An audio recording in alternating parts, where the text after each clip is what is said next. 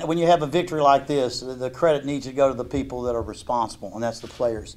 The way they prepared themselves for this football game, and the way they mentally felt like they came in here expecting to win the football game. We talked last night about what they needed to do, and first and foremost, they needed to go to bed last night expecting to come here and win a football game. And after a game like Marshall, that's not easy to do.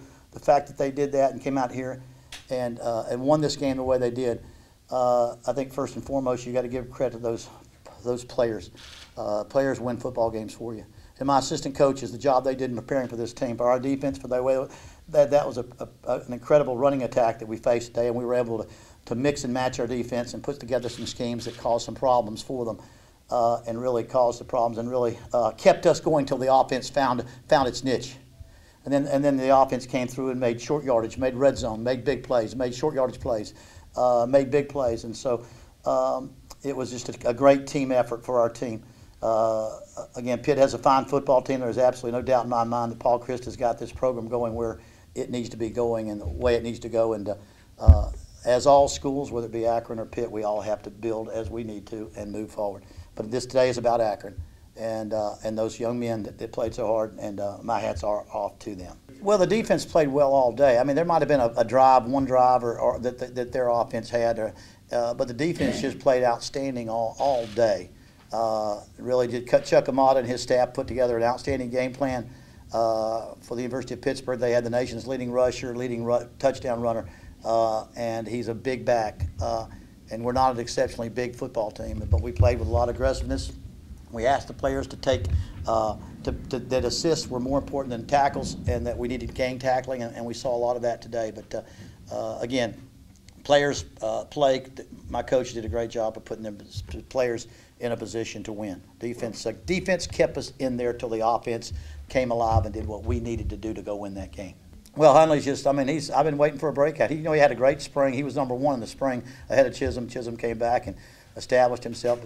But Connor just is he's a very, very good running back that can run between those tackles. He's powerful. He's strong. He's a great weightlifter and got better speed than most people think. So Connor, we needed that kind of lift. We never know who's going to be the guy that makes the plays that stand out. And today it was Connor Hundley. I think he made some plays offensively that, you know, when we can run the football, and most of y'all have at least inquired about it the last couple of weeks in our meetings and our press conferences. Until we can run the football, it opens up everything.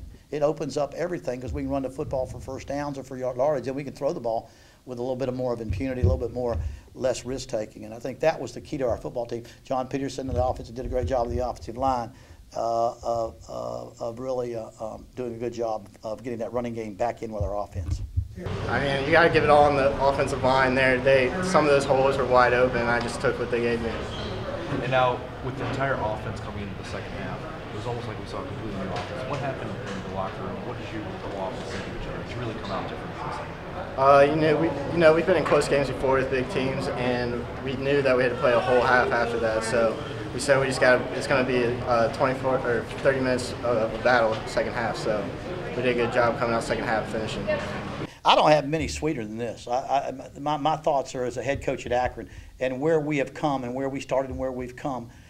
And 3 years ago, if we could have sat in this room and said we're going to go to Pittsburgh and beat Pittsburgh 3-1, beat Boston College a couple of weeks ago, coming off a pretty tough, mad loss last week, I wouldn't think of me like, well, I think we were 21-point underdogs anyway. I'm not to talk about spread, but it was a 21-point underdog. But yeah, it's big. Now, can it be as much as I want to just savor the victory, and I will tonight? 7 days about all that's going to last, because our goals are going to be out there at the end of the season. But again, you can't take a victory like that away from those young men. The older I get, the more I want my players to have experiences they can take with them to their older age, and when their grandkids are on their knee and they all say they started and they all made all the plays that won the game. But for those players at Akron to come into Pittsburgh right now and win this game was a big win for Akron. Yes! Yes! Yes! Yes! Yes! Yes! Yes! Yes!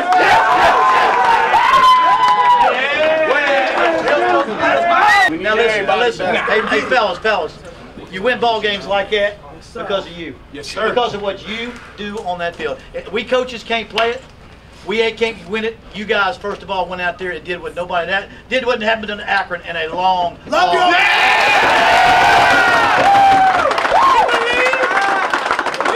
We believe we are adversity. And you give a hand for these assistant coaches. The job.